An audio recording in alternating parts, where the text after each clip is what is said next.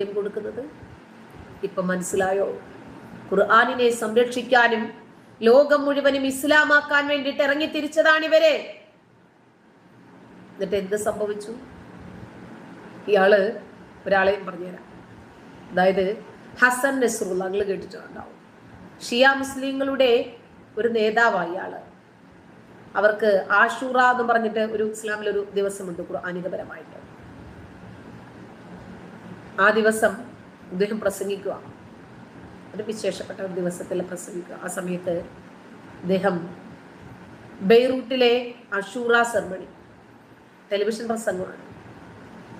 ഇസ്ലാമിക സമൂഹം ഖുർആൻ കത്തിക്കുന്ന പ്രവൃത്തിയോട് സഹിഷ്ണുത കാണിക്കരുത് എന്ന് അദ്ദേഹം ആഹ്വാനം നൽകുക. കഴിഞ്ഞ മാസം യൂറോപ്പില് ഖുർആനിനെ അവഹേളിക്കുന്ന പ്രവൃത്തി നടന്നെന്നും ഇത്തരം